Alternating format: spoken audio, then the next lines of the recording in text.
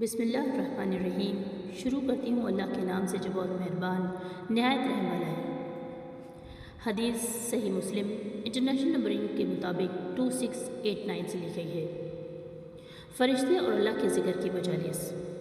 حضرت ابو ہریرہ رضی اللہ تعالیٰ عنہ نے نبی کریم صلی اللہ علیہ وآلہ وسلم سے روایت کی۔ آپ فرماتے ہیں اللہ تبارک و تعالیٰ کے کچھ فرشتے ہیں جو اللہ کی زمین میں چکر لگاتے رہتے ہیں۔ وہ اللہ کے ذکر کی مجلس سے تلاش کرتے رہتے ہیں۔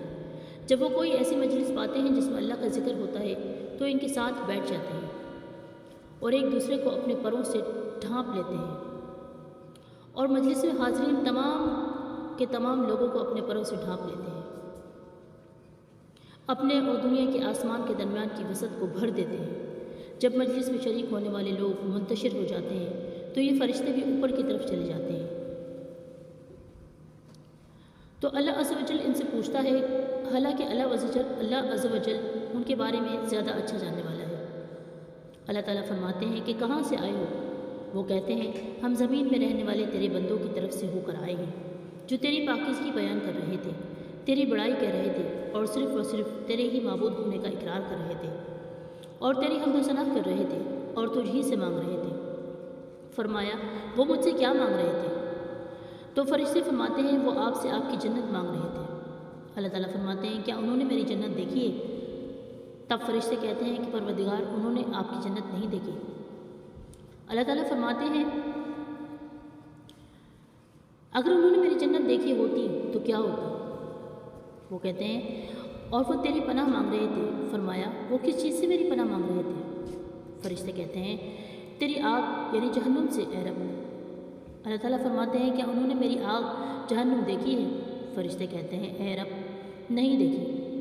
اس پر اللہ تعالیٰ فرماتے ہیں اگر وہ میری جہنم دیکھ لیتے تو ان کا کیا حال ہوتا؟ پھر فرشتے کہتے ہیں کہ وہ تجھ سے گناہوں کی بخشش مانگ رہے تھے اے رب۔